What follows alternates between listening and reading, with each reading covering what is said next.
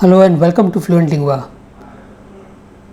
The topic is on the screen. You can see the importance of the English language. Now everyone has some or the other idea about it. Sometimes vague, sometimes incomplete. So let me make it very clear today. I am going to talk a few points highlighting the importance of the English language. And it is especially for people like me who are non-native speakers of English, and still, whether they like it or not, they have to use English in various situations. So today I am going to discuss a few things. Global communication. Now it is obvious that if you want to communicate with people outside India, then either you should know their local language or English. And obviously in most cases it is not possible to learn Chinese or Japanese or Korean. So obviously you will switch over to English, and they will probably also know English. So for global communication you will require the English language. Second is higher education opportunities.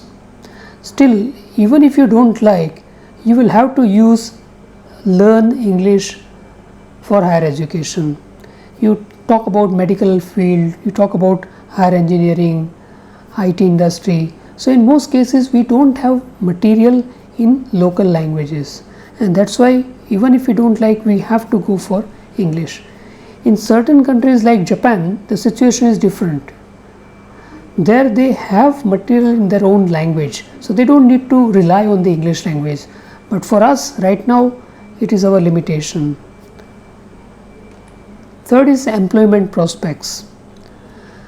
If you really seen the situation, the job market, the industry, then you will agree with me that in many positions today, employers want staff who know English, who can communicate in English, so that they can deal with clients in other states other than their own state, or if they have clients abroad, then they will definitely require the English language. Fourth is international business and trade. If you are a manufacturer, or if you are in a particular service industry where you have clients from across the world, then to grow your business, to do business with international companies, you will require the English language. Fifth is access to information and resources. In any field, if you want to get proper authentic data, then you will have to refer to material which is in English. All international libraries, for example, most of them will have a large collection of English material. Most of the online material is also in English. So access to information and resources, for that also you require English. Six is technological advancements. Whenever a new technology comes up, or new software, piece of software, or anything new that comes up, it will definitely be explained in the English language. It will have features which are, which you can use if you know English. So for technological advancements also you will require the English language. Cultural exchange.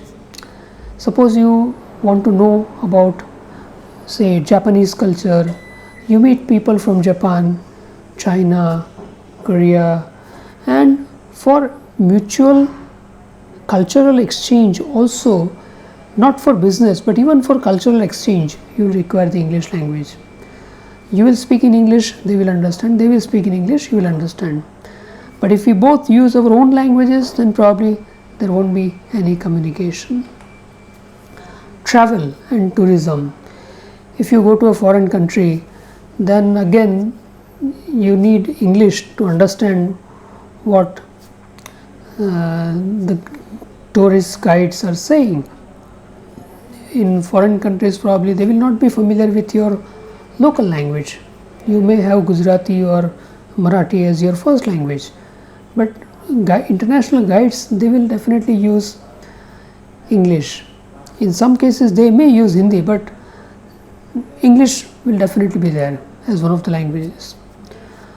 For self-development, personal development, there are so many books and CDs and cassettes and websites, and so much of material is available even on the net for personal development, and most of that is in English.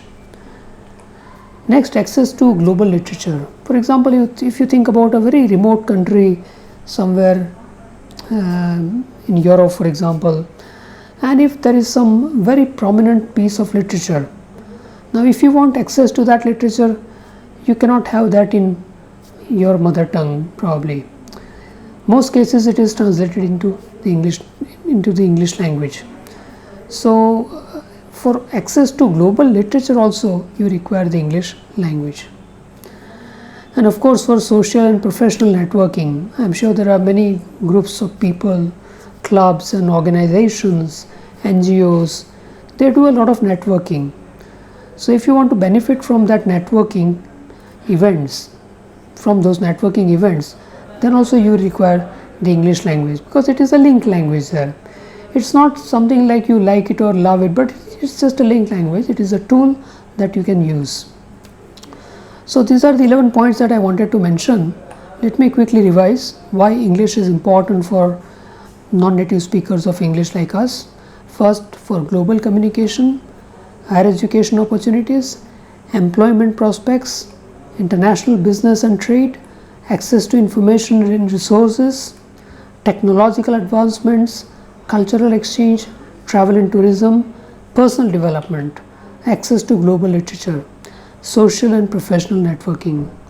And apart from these, there may be many other things which I have not mentioned, but for example, your confidence. If you can speak in English, then obviously in India, in places where English is the second or fourth language or third language, so there if you know English, definitely it will boost your confidence. You feel that you are a part of global community and you can interact with anyone, so that will boost your confidence. So thank you very much. I look forward to your comments and suggestions. Thank you very much. I am Dharmendra Sheth from Surat.